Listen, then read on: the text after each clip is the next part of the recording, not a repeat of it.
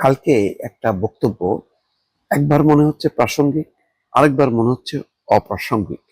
যেন জুলাই সনদ নিয়ে যে জটিলতা, কে স্বাক্ষর করবে কি করবে না, বাস্তবায়ন প্রশ্ন, যে মতভিন্নতা, এটা নিয়েই জরুরি ভিত্তিতে ডক্টর মোহাম্মদ ইউনূস ডেকেছিলেন রাজনৈতিক দলগুলোকে। সেখানে বিএনপির খুবই গুরুত্বপূর্ণ নীতি নির্ধারক সালাউদ্দিন আহমেদ প্রধান উপদেষ্টাকে উদ্দেশ্য করে বলছেন, আমরা চাই আপনার সাথে প্রতিরক্ষা বাহিনীর সুসম্পর্ক বজায় থাকুক।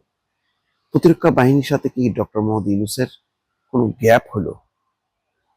মানে ভেতরের অনেক ঘটনা তো আমরা সবসময় জানি না, কিন্তু যখন হঠাৎ করে প্রসঙ্গের বাইরে, অর্থাৎ যে সাবজেক্টে কালকে আলোচনা, তার বাইরে যখন এই প্রসঙ্গটা আসলো, নিশ্চয়ই একটা গুরুতর কোনো বিষয় সামনে চলে আসছে, যার জন্য সালাউদ্দিন আহমেদ এটা ওনাকে পরামর্শ দিলেন।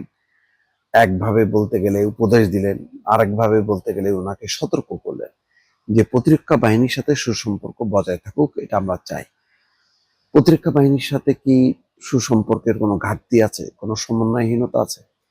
এমনি কিন্তু গত এক বছরে খুব বেশি প্রমাণিত হয়নি যে ডক্টর মোহাম্মদ ইউনূস খুব দক্ষ প্রশাসক, খুব সুন্দরভাবে সবকিছু পরিচালনা করতেছে, এটা কিন্তু প্রমাণিত হয়নি।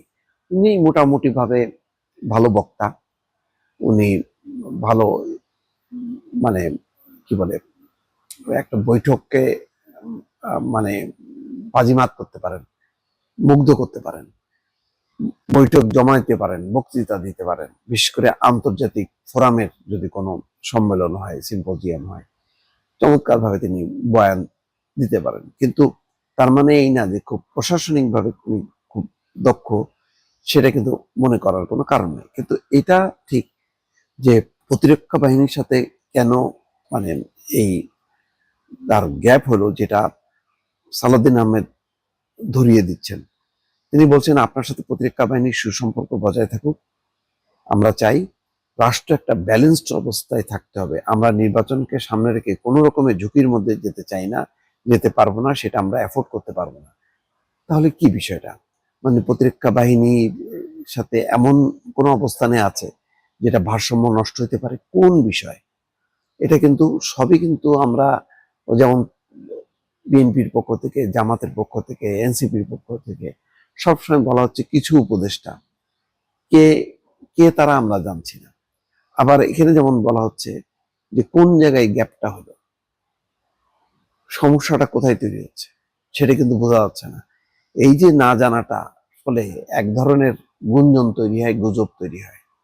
তখন মনে হয় যেন না জানি কি হচ্ছে ভেতরে, এবং তখন এগুলি উপাদান হিসেবে বাইরে, বিশেষ করে বাইরের যারা বিভিন্ন কন্টেন্ট তৈরি করেন, তাদের জন্য একটা খুবই চমৎকার খাদ্য হয় এটা, উপাদেয় খাদ্য, যে এটা নিয়ে তখন তারা গসিপ করতে পারে, চর্চা করতে পারে, এমন ভাবে বয়ান তৈরি করতে পারে দেশে, যাতে একটা হসপস লেগে যায়। এখন দেশের নির্বাচনের আগে যেমন বিএনপির আপ্রাণ চেষ্টা যাতে কোনো ঝামেলা না হয়, নির্বাচনটা যাতে সুন্দরভাবে হয়ে যায়, এটা সবারই প্রত্যাশা, অনেকেরই প্রত্যাশা। কিন্তু অনেকে মনে করেন যে না, মানে নির্বাচন হয়ে গেলে তো সব শেষ, তার আগে যতটা ফায়দা তুলতে পারি।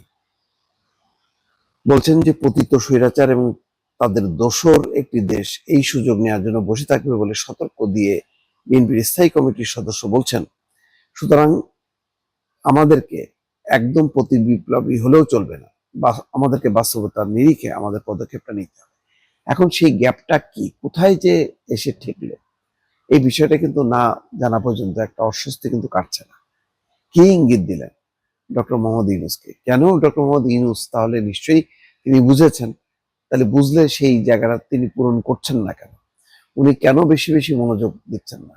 আমি নিজেও বলেছি যে এই যে শেষ সময় এসে এই বিদেশ সফর, ইতালি সফরটা, এটা ভালো লাগে নাই। এটা এমন কোনো আহামরি না যে ঠিক আছে ওখানে গেলে ইতালির মেলোনির সাথে দেখা হবে, মেলোনির সাথে দেখা হইলে বাংলাদেশের ওখানে প্রবাসীদের কর্মসংস্থান বা এটা খুব জোরদার কিছু হবে, তেমন কিছু না। ওই গতানুগতিক ওর সাথে দেখা সাক্ষাৎ হলো, বাস, ওরে দেশ সফরের আমন্ত্রণ জানানো হলো, এটাই।